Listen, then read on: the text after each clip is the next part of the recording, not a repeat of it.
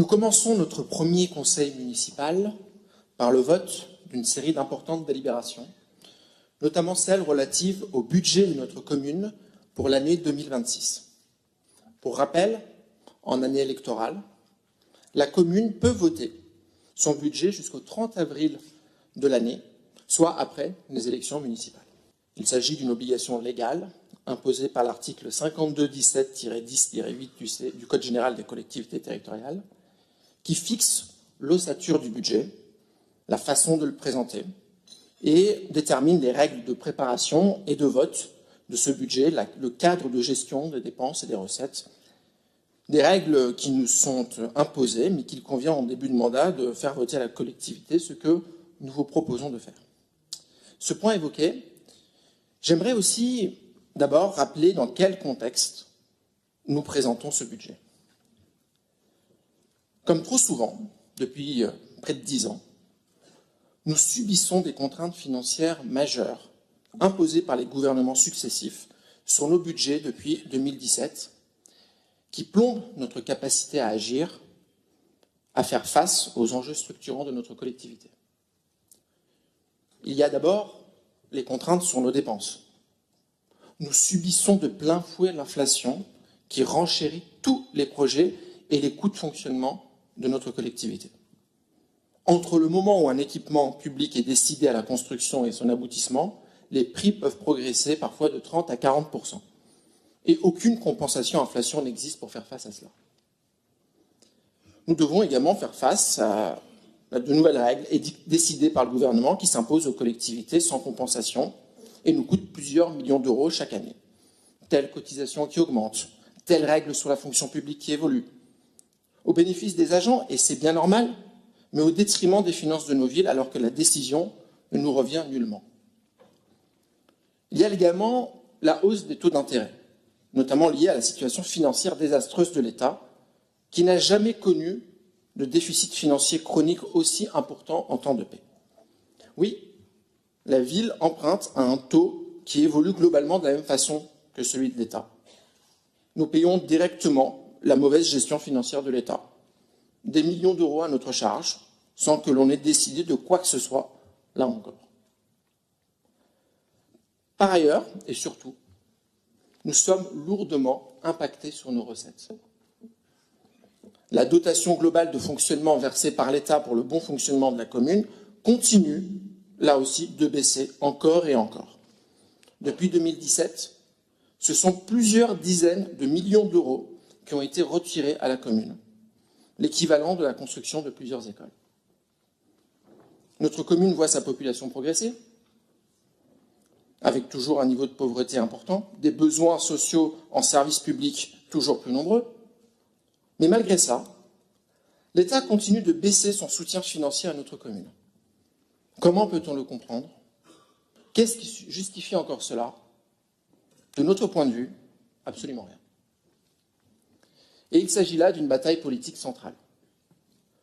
Il n'est plus acceptable que les territoires les plus modestes de notre pays, et la Seine-Saint-Denis en fait partie dans son intégralité, continuent de subir un désengagement de l'État et à travers lui une réduction de la solidarité nationale. Rien ne justifie que des territoires très riches, dans l'ouest parisien ou ailleurs, ne contribuent pas davantage à l'effort de solidarité. Et alors que la taxe d'habitation a été supprimée, ne donnant plus de marge de manœuvre aux communes pour décider du niveau de solidarité par l'impôt, hors la taxe foncière, nous ne pouvons compter essentiellement que sur la solidarité nationale. L'État refuse de la renforcer. Le vote de ce budget doit être l'occasion de le rappeler. Les citoyennes et les citoyens sont légitimement attachés à l'action de leur mairie, à son rôle de proximité pour répondre aux enjeux du quotidien. Lorsque nous tenons nos permanences, nous avons en face de nous des femmes et des hommes qui attendent des réponses. Et ne pas donner les moyens aux mairies d'agir, c'est faire volontairement reculer le service public de proximité. Malgré ce contexte difficile, qu'il était essentiel de rappeler, j'aimerais insister maintenant sur le fait que nous héritons d'une situation financière saine, fruit de plusieurs années d'efforts, qui permettent de dégager des marges de manœuvre pour la suite. C'est ce que démontre le compte administratif 2025 et son corollaire, le compte de gestion. La ville a dégagé un excédent global de 8,34 millions d'euros. Ce résultat est permis grâce à une maîtrise des dépenses de fonctionnement, sans obérer nos capacités d'investissement. 17 millions d'euros pour nos équipements scolaires, avec une nouvelle école dans le Haut-Montreuil en cours de construction, ou le réaménagement de la place de la Croix de Chabot. Le niveau d'exécution du budget est très bon par rapport à ce qui avait été voté en début d'année 2025, près de 98,7% des crédits, c'est un niveau élevé, signe aussi d'un très grand professionnalisme de l'ensemble des services de notre commune. Soulignons également deux faits importants s'agissant de l'année 2025. D'une part, un niveau d'épargne brute, c'est-à-dire la différence entre nos recettes et nos dépenses de fonctionnement, à un niveau historiquement élevé, 28 millions d'euros. Un tel excédent est un signe d'une réelle bonne santé financière de notre ville. Ce chiffre est près du double d'il y a 10 ans. Par ailleurs, deuxième point sur l'année 2025, cette année signe la poursuite d'une trajectoire baissière de notre encours de dette totale à 204 millions d'euros, soit 13 millions d'euros de moins par rapport à il y a 10 ans, alors même que nos investissements sont croissants. Ces résultats, issus de la dernière mandature, nous permettent donc d'envisager avec ambition l'année 2026 avec ce budget primitif. Dans un contexte contraint que j'ai décrit il y a quelques minutes, ce budget répond à 3 impératifs politiques majeurs. Celui de l'ambition pour nos services publics du quotidien, de la priorité accordée à la transformation écologique et à l'adaptation de la ville au dérèglement du climat, à la solidité financière continue de notre collectivité. D'abord, la priorité pour nos services publics du quotidien. Oui, grâce à nos marges de manœuvre de la fin de l'année 2025, nous sommes en mesure de proposer, dans ce budget, un renfort de moyens important pour l'ensemble des services de notre commune, sans exception. Nous augmentons le budget de fonctionnement de notre ville de 9 millions d'euros par rapport à ce qui a été réalisé l'année dernière, c'est considérable, du jamais vu depuis de très nombreuses années. C'est ce qui permet de mettre le paquet sur le service public du quotidien, de la petite enfance avec plus de moyens pour nos crèches, de l'éducation avec un effort particulier de 34% de hausse sur les centres de loisirs, ce qui permet de rehausser de 12% les moyens de nos centres de santé, ou de 18% l'effort consacré à nos espaces verts et la nature en ville. De même, parce que nous savons à quel point notre collectivité ne pourrait fonctionner sans le travail essentiel de ses agents, que je tiens ici à saluer, nous augmentons de 4 millions d'euros les crédits en faveur du personnel communal. Ils permettent notamment de financer les mesures sociales décidées l'année passée, avec une hausse de la valeur faciale des tickets restaurants de 7,5 à 9 euros, soit une économie moyenne de 60 euros par agent par mois, une meilleure prise en charge à hauteur d'un demi-million d'euros de la mutuelle et la prévoyance des agents, ou encore le recrutement d'importants recrutements dans les directions de l'enfance et de l'éducation pour plus d'1 million d'euros. Cette ambition pour nos services publics du quotidien se traduit également par une augmentation de 400 000 euros des subventions aux associations, dont on connaît le rôle structurant pour notre ville et que ce budget valorise et soutient grandement. Ensuite, en parallèle de cette ambition pour nos services publics du quotidien, ce budget répond à l'autre priorité qui est l'impérieuse transformation écologique et l'adaptation de nos collectivités au dérèglement du climat. Cela se traduit notamment par un chiffre, l'ambition d'atteindre un budget d'investissement effectif dans les équipements publics à un niveau record de 40 millions d'euros. C'est considérable, c'est même historique, plus de 8 millions d'euros supplémentaires par rapport à l'année 2021, début de la précédente mandature. Ces investissements doivent permettre de financer une nouvelle école dans le Haut-Montreuil pour 14 millions d'euros, la rénovation du groupe scolaire Anatole France pour près de 3 millions d'euros, l'extension du centre social Espéranto pour plus d'1,5 million d'euros, la rénovation de nos éclairages publics pour 2,5 millions d'euros. Et à chaque fois que nous investissons dans nos écoles, dans nos espaces publics, dans nos bâtiments communaux. Nous le faisons avec la nécessité vitale de faire des économies d'énergie, de bénéficier à plein de l'économie circulaire, de verdir tout ce qui peut l'être, d'apaiser nos rues, de renforcer les mobilités douces. Bref, nous adaptons notre ville au bénéfice de toutes et tous. C'est un marqueur politique fort de cette majorité. Nous avons été élus pour ça, nous le faisons. Enfin, comme troisième marqueur de ce budget, on retrouve une solidité financière renforcée et maintenue.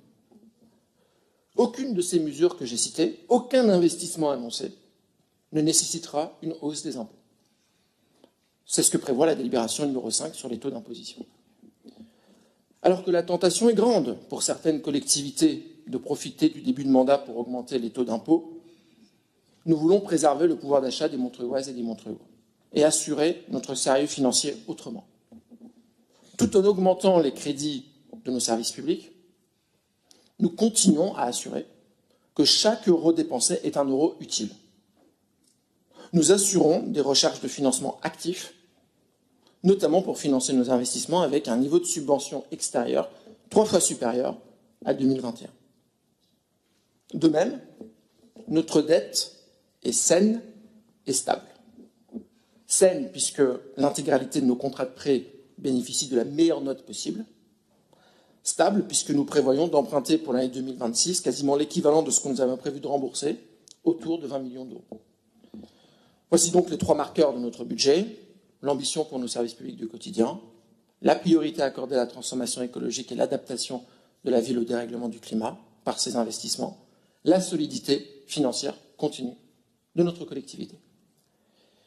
Et avant de conclure cette présentation, je tenais à insister devant vous sur les 3 enjeux financiers majeurs qui nécessitent la plus grande vigilance de notre Assemblée pour les mois et les années à venir. D'abord, la très forte sollicitation à venir de notre budget a raison pour financer les programmes de renouvellement urbain. Les quartiers de Lannou et du Mourillon sont en pleine transformation. Près de 10 000 habitants sont concernés par un changement majeur de leur cadre de vie, de leur habitation, de leurs espaces publics. Ces changements indispensables et que la ville soutient pleinement représentent des investissements colossaux qui vont peser de façon croissante dans notre budget. 2,7 millions d'euros en 2026, près de 3,2 millions d'euros l'année prochaine et pas loin de 12 millions d'euros pour l'année 2028. S'agissant uniquement des investissements dans le cadre des programmes de renouvellement urbain, c'est considérable. En lien avec cet ensemble, nous assurerons que ces investissements se fassent sans obérer la capacité financière de la ville à continuer ses autres objectifs politiques et en mutualisant au mieux chaque investissement.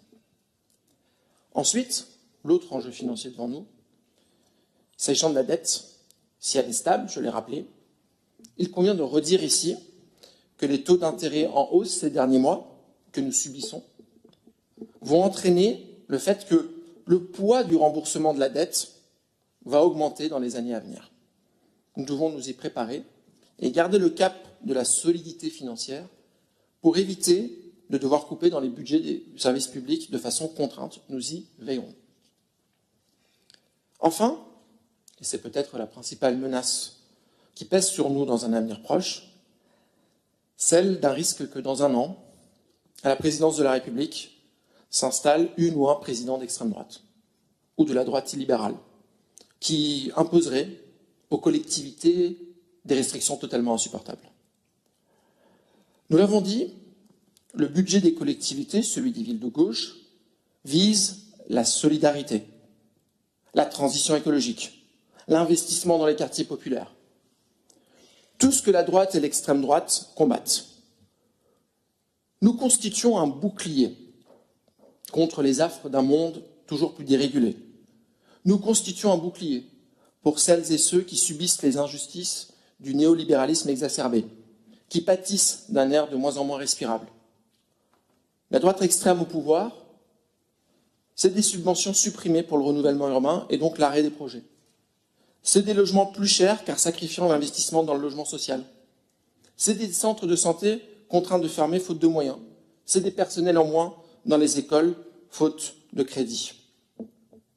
Pour faire face à un avenir incertain, que nous espérons tout de même plein d'espoir, nous devons assurer une ambition forte pour financer nos services publics et continuer à maintenir la solidité financière de notre collectivité.